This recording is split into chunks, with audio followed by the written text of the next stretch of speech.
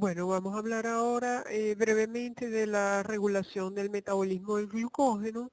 El metabolismo del glucógeno, ya lo habíamos mencionado anteriormente, es regulado por tres hormonas: insulina, glucagón y epinefrina o adrenalina. Y se habla de un proceso de una reacción en cascada y que depende de un segundo mensajero. Allí la forma de regulación enzimática es principalmente mediante la modificación covalente de las enzimas, fosforilación, desfosforilación, que van a regular esas enzimas que van a controlar ese metabolismo del glucógeno. Bueno, aquí se presenta, ¿verdad?, lo que sería una membrana plasmática donde esa membrana celular, perdón, están allí receptores allí presentes tanto de insulina como de glucagón y epinefrina. Entonces, eh, lo que es las hormonas, ¿verdad?, que están circulando son captadas por sus receptores. Vamos a hablar en el caso de el glucagón y la epinefrina. El glucagón a nivel del hígado y epinefrina principalmente a nivel muscular van a actuar sobre la adenilato ciclasa, que va a transformar el ATP en AMP cíclico, que me va a transformar a la proteína sinasa inactiva en proteína sinasa activa. Y esa proteína sinasa activa va a transformar a la fosforilasa sinasa inactiva en fosforilasa sinasa activa. Esa fosforilasa sinasa activa va a actuar sobre la fosfoproteína fosfatasa, que me va a transformar a la glucógeno fosforilasa que está inactiva en glucógeno fosforilasa activa. Y sabemos que la glucógeno fosforilasa es la principal enzima del proceso de glucogenólisis. Entonces ahí va a transformar o va a ir desdoblando esa molécula de glucógeno para obtener glucosa 1-fosfato. En el caso contrario, que en la lámina anterior estaba presente la insulina, allí esa insulina va a hacer un efecto negativo, o sea, si se une la insulina a su receptor, esa insulina no va a permitir que se dé ninguno de esos procesos, entonces la glucogenólisis va a estar inhibida, no se va a dar. Y en cambio la insulina, como vemos en esta lámina, va a actuar sobre la fosfoproteína fosfatasa, que me va a transformar a la glucógeno sintetasa o sintasa, que está inactiva, en glucógeno sintasa activa. Si la glucógeno sintasa está activa, entonces se va a producir, ¿verdad?, que ya vimos que era una de las enzimas más importantes de la síntesis de glucógeno. Entonces, al activarse esa glucógeno sintetasa, activa el proceso de síntesis de glucógeno. Vemos entonces que ese proceso de regulación de metabolismo de glucógeno o va a estar activa la síntesis o va a estar activa la degradación de glucógeno. Nunca van a estar las dos vías activas al mismo tiempo o inactivas al mismo tiempo, porque precisamente tienen su proceso de regulación hormonal. Vamos a hablar ahora, ya entonces fíjense, hemos estudiado la glicólisis y hemos estudiado todo lo que es el metabolismo del glucógeno. Vamos a estudiar otra vía metabólica que se llama la vía de la pentosa fosfato, que es una vía que se caracteriza por que no genera ATP, no es una vía que genera energía, no genera ATP. Es una forma, ¿verdad?, de producir azúcares de 5 carbonos que posteriormente pueden ser utilizados para la síntesis de los nucleótidos que integran, entre otras moléculas, a los ácidos nucleicos. Entonces, una ruta metabólica de oxidación de la glucosa se produce en buena alimentación, es decir, que al haber niveles de glucosa elevados, se favorece entonces la síntesis de glucógeno, se favorece entonces la ruta de la pentosa fosfato. No es una ruta metabólica que va a estar activa, por ejemplo, en un proceso de ayuno o un proceso de ayuno prolongado, sino que está en un proceso de buena alimentación o lo que se llama el estado postpandrial. ¿Qué quiere decir estado postpandrial? Después que se han consumido los alimentos. Entonces, en esa vía, como acá le señalan, ahí se producen azúcares de 5 carbonos, ¿verdad? De ahí su nombre, vía de la pentosa fosfato, y es una característica que se produce intercambio de carbono.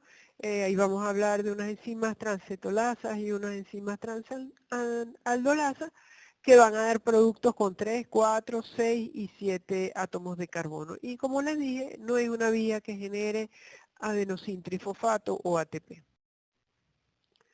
Los productos principales entonces, ¿para qué se da esta vía? Si no es para producir energía. Entonces, fíjense que aquí lo que se genera son NADP reducido y ribosa 5-fosfato. Es una vía metabólica que se produce a nivel de citoplasma y está activa en las células en las que se sintetizan grandes cantidades de lípidos. Y ese NADPH que se produce en la vía de la pentosa fosfato va a ser utilizado para la síntesis de lípidos, que es un tema que lo vamos a ver en la próxima unidad. Cuando veamos metabolismo de lípidos, vamos a hablar un poco de esa ruta metabólica. Entonces, esa vía de la pentosa fosfato es muy activa en las células en las que se sintetizan grandes cantidades de lípidos. Entonces tenemos que la vía de pentosa fosfato presenta dos fases, una fase oxidativa y una fase no oxidativa. Vamos a hablar brevemente de la fase oxidativa. Allí entonces se parte de glucosa 6-fosfato y el producto es ribulosa 5-fosfato. Entonces allí glucosa 6-fosfato por una glucosa 6-fosfato deshidrogenasa, entonces me va a formar 6-fosfogluconolactona y me va a formar el NADPH que me va a la síntesis de los ácidos grasos. Ese 6-fosfogluconolactona por una gluconolactolasa sufre un proceso de hidratación y se me forma 6-fosfogluconato. Luego nuevamente por una 6-fosfogluconato deshidrogenasa, entonces allí tenemos que se va a oxidar ese sustrato 6-fosfogluconato y se me va a reducir la coenzima NADP que se me transforma en NADP reducido, NADPH más H, como les dije, también va a la síntesis de los ácidos grasos. Y se forma, el sustrato se transforma en ceto 6-fosfogluconato. Y luego hay una descarboxilación espontánea y se me forma ribulosa 5-fosfato. Eso es en la primera parte de la vía de la pentosa fosfato, que es la fase oxidativa. Bueno, acá está explicado más o menos lo mismo que les mencioné en la lámina anterior. Ocurre la conversión de glucosa 6-fosfato en ribulosa 5-fosfato, se producen dos moléculas de NADPH y habla de las reacciones. Primero se oxida la glucosa 6-fosfato, luego se produce la hidrólisis de la 6-fosfogluconolactona y por último hay una descarboxilación oxidativa del 6-fosfogluconato para producir ribulosa 5-fosfato y NADP reducido. Es muy activa en células que tienen riesgo de daño oxidativo como son los eritrocitos. Y en la fase no oxidativa, entonces allí tenemos que la ribulosa 5-fosfato por una isomerasa me puede formar ribosa 5-fosfato o silulosa 5-fosfato. Entonces allí actúan dos enzimas que son las transcetolasas y las transaldolasas. Aquí lo que hay es una transferencia, en el caso de las transcetolasas, transfieren 2 átomos de carbono y las transaldolasas transfieren 3 átomos de carbono. Entonces por eso de esa ribosa 5-fosfato que tiene 5 carbonos más la silulosa 5-fosfato que tiene 5 carbonos, actúa esa transcetolasa, entonces le quita a esa ribosa 5-fosfato 2 carbonos y ella queda con 3, que sería el gliceraldehído 3-fosfato, y en la celulosa 5-fosfato se le adicionan esos 2 carbonos y se forma un compuesto de 7 carbonos que se llama cedo-heptulosa 7-fosfato. Luego entonces las transaldolasas actúan transfiriendo 3 átomos de carbono y entonces el gliceraldehído que tenía 3, ahora va a tener 3 carbonos más, serían 6, sería fructosa 6-fosfato. Y la cedo-heptulosa 7-fosfato, que perdió esos tres carbonos, se los cedió al gliceraldehído, se me transforma en eritrosa 4-fosfato. Y posteriormente, por una transcetolasa, se va a formar un gliceraldehído 3-fosfato, porque ahí hay transferencia de 2 átomos de carbono de la celulosa 5-fosfato se me transforma de arriba, se me transforma en gliceraldehído 3-fosfato. Esos son, digamos que en esta fase no oxidativa está ese intercambio de carbono entre esas moléculas.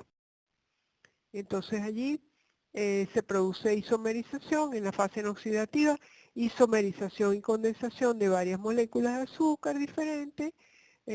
Comienza con la conversión de ribulosa 5-fosfato, ribosa 5-fosfato, por la ribulosa 5-fosfato isomerasa, o celulosa 5-fosfato por la ribulosa fosfato epimerasa.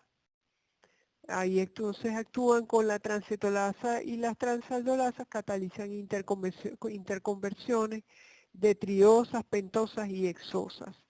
Entonces, en caso de que no sean necesarias esas pentosas para reacciones de biosíntesis, esos compuestos, esas pentosas van a ir hacia la glicólisis, que es lo que se llama la derivación de las hexosas monofosfato. Esos compuestos lo que van es a ir a la vía de la glicólisis. La vía de la pentosa, esta ruta metabólica, está regulada para satisfacer los requerimientos de NADPH y ribosa 5-fosfato.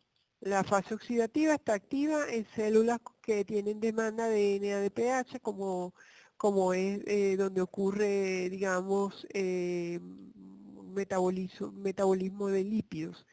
Y está ausente en células como las musculares, que hay síntesis de pocos lípidos. Entonces la primera enzima, que es la glucosa 6-fosfato deshidrogenasa, es clave en la regulación de la vía. Cuando hay un exceso de producción de NADPH, se inhibe su actividad y es estimulada por una forma oxidada de glutatión que favorece la activación de esta vía. Cuando hay una alimentación con elevado contenido de carbohidratos, aumenta la síntesis de esa enzima y de la fosfogluconato deshidrogenasa. Entonces se favorece que se produzca la vía de la pentosa fosfato. Bueno, ahora vamos a hablar acerca de la gluconeogénesis. Por favor, no confundir glucogénesis o glucogenogénesis con gluconeogénesis. Fíjese que el término, o sea, que sería neo, que está en el centro de esa palabra, neo significa nuevo. ¿Por qué se llama así? Porque aquí hay síntesis de glucosa a partir de precursores que no son carbohidratos. ¿Cuáles son esos precursores? El glicerol, que deriva de las grasas, el lactato, que ocurre en la glicólisis anaerobia, el piruvato, ¿verdad? Y determinados cetoácidos. Son sustratos para la síntesis de glucosa. Entonces la gluconeogénesis se realiza principalmente a nivel hepático, a nivel del hígado, y en muy pocos casos ocurre algún proceso de gluconeogénesis a nivel renal, pero principalmente la gluconeogénesis se realiza a nivel del hígado. ¿En qué casos, digamos, está activa esta ruta metabólica? Bueno, principalmente en caso de, por ejemplo, un ayuno prolongado, está activa la gluconeogénesis. ¿Por qué? Porque si hay un ayuno prolongado es necesario de alguna manera mantener la norglicemia. Entonces se obtiene glucosa a partir de compuestos que no son carbohidratos.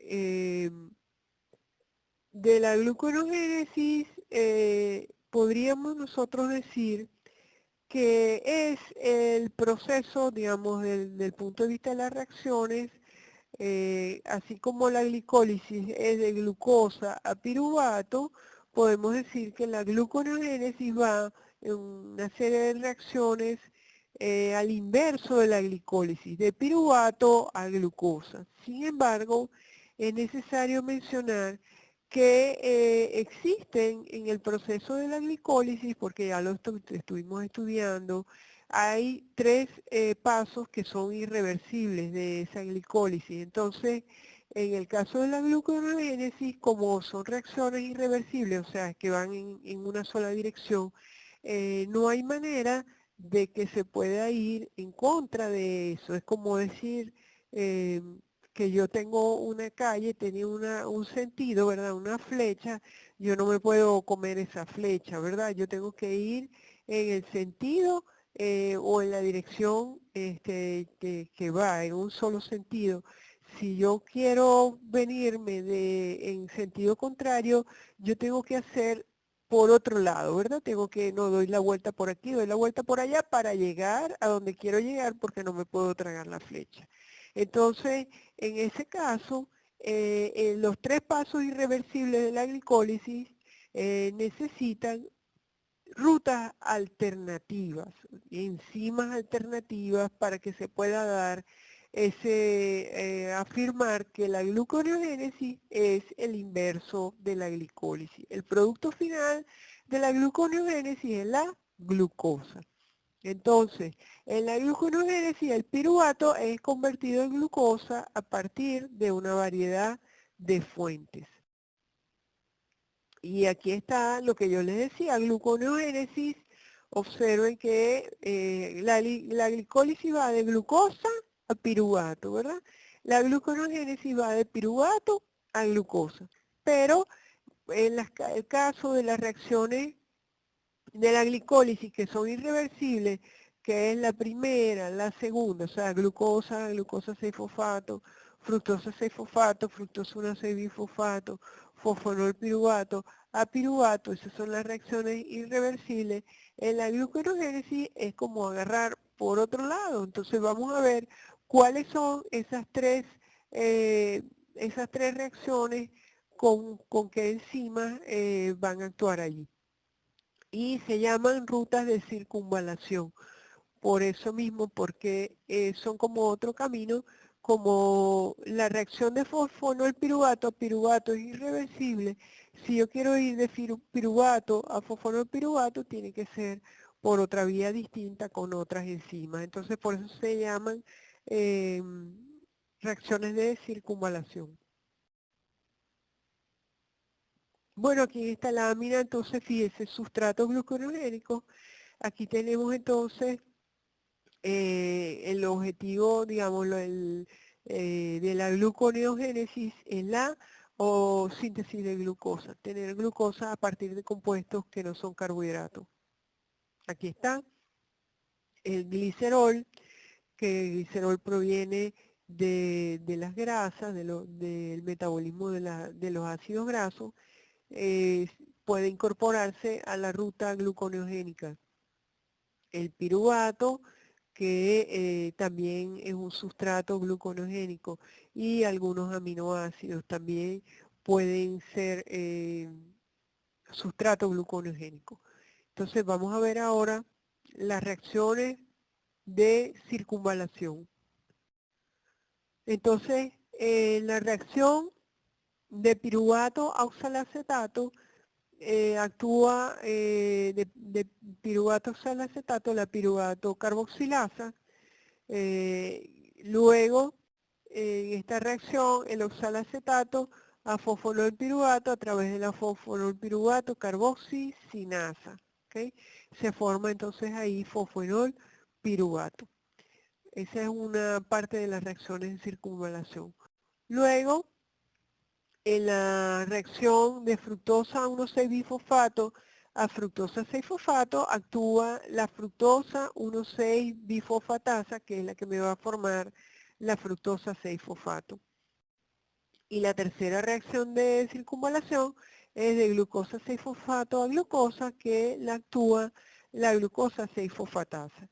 Entonces, esto es, como les dije, son, si no fuese por esas reacciones de la glicólisis que son irreversibles, yo podría decir que la gluconeogénesis es el inverso de la glicólisis, porque la glicólisis va de glucosa a piruvato y en la gluconeogénesis de piruvato a glucosa, pero tenemos que tener en cuenta entonces esas tres reacciones alternativas, ¿verdad?